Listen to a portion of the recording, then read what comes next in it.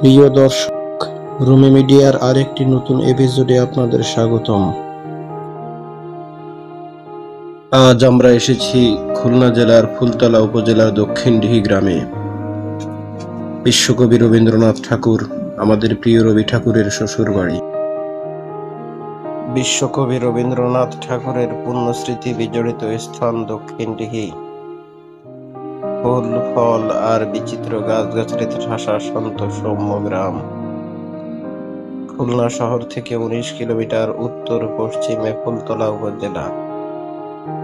উপজেলা সদর থেকে ৩ কিলোমিটার উত্তর পশ্চিমে গেলে দক্ষিণডিহি গ্রাম। গ্রামের ঠিক মধ্যখানে মাথা উঁচু করে দাঁড়িয়ে আছে রবীন্দ্র মৃণালিনীর স্মৃতিধন্য একটি দোতলা ভবন।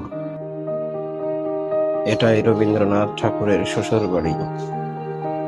এখানে এলে দেখবেন বাংলা সাহিত্যের প্রবাদ পুরুষ বিশ্বকবি রবীন্দ্রনাথ ঠাকুরের আবক্ষ ভাস্কর্য, কবি পত্নীর আবক্ষ ভাস্কর্য।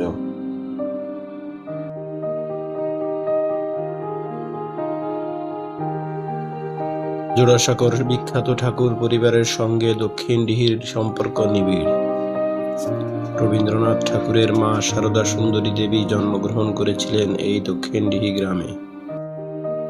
রবীন্দ্রনাথের কাকি ত্রিপুরা সুন্দরী দেবী এই গ্রামেরই মেয়ে। রবীন্দ্রনাথের স্ত্রী মৃণালিনী দেবী দক্ষিণডিহিরই মেয়ে। ২২ বছর বয়সে কবির বিবাহ হয় দক্ষিণডিহি গ্রামের বেণীমাধব রায় চৌধুরীর মেয়ে ভবতারিণী ওরফে মৃণালিনী দেবীর সাথে।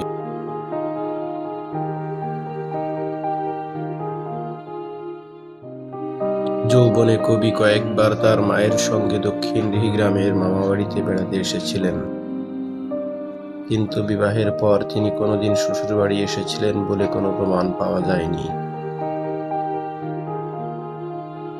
তবে জনশ্রুতি আছে একবার যশোর কোর্টে হাজিরা দিতে এসে তিনি এসেছিলেন শ্বশুরবাড়িতে।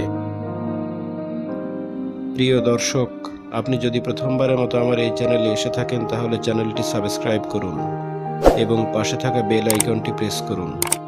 আর যদি ইতিমধ্যে সাবস্ক্রাইব করে থাকেন তাহলে আপনাকে অসংখ্য ধন্যবাদ।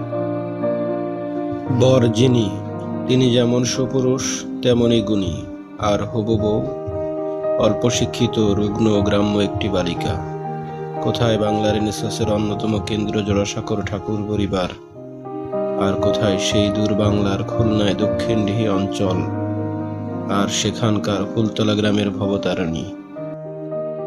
বেণীমাধব রায় চৌধুরী এবং দাক্ষায়ণী দেবীর মেয়ে ফুলি যে বউ হয়ে ঠাকুরবাড়িতে এলো, তা নিয়ে তখনই অনেক চোখ কপালে উঠেছিল। রবীন্দ্রনাথের ঠাকুরদা প্রিন্স দ্বারকানাথ ঠাকুরের স্ত্রী দিগম্বরী দেবীও এই গ্রামেরই পিরালি বংশের মেয়ে ছিলেন। আমরা জানি দিগম্বরী দেবীকে স্বয়ং প্রিন্স দ্বারকানাথও বেশ সমঝে চলতেন।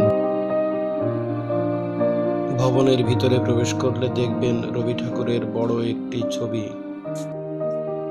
গীতাঞ্জলি কাব্যগ্রন্থ, নোবেল পুরস্কারের প্রতিলিপি, রবি ঠাকুরের শিশু, কিশোর, যুবক, বার্ধক্য বয়সের বিভিন্ন ধরনের ছবি, মৃণালিনী দেবীর ছবি, পরিবারের বিভিন্ন সদস্যদের সাথে রবি ঠাকুরের ছবি, রবি ঠাকুরের বিভিন্ন দেশে বিভিন্ন প্রতিনিধিদের সাথে তোলা ছবি, রবি ঠাকুরের অভিনয় জীবনের ছবি, এছাড়া আরও অনেক দুর্লভ স্মৃতি নিদর্শন রয়েছে এই ভবনটিতে।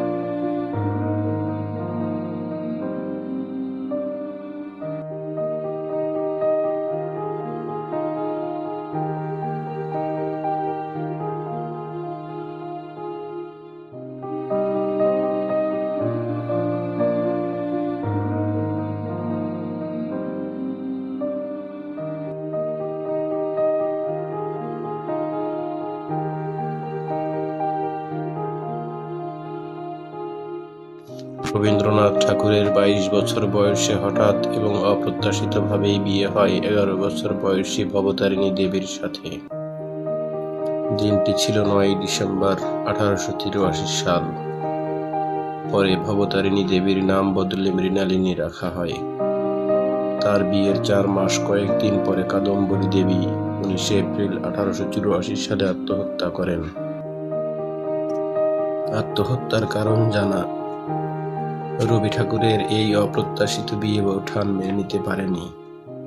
অনেক কবিতা ও গানে তার ছায়া দেখা যায়। কাদম্বরী দেবীর মৃত্যুর 4 বছর পর কবি তবু মনে রেখো গানটি লেখেন।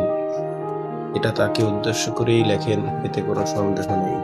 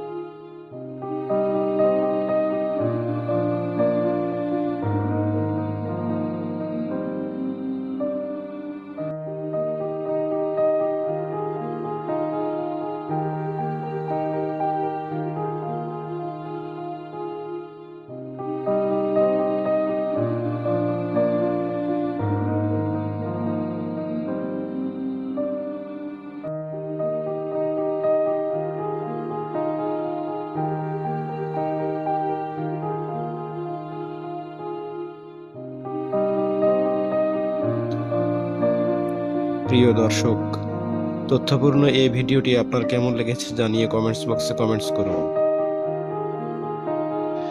ভিডিওটি ভালো লাগলে লাইক দিন এবং বন্ধুদের সাথে শেয়ার করুন।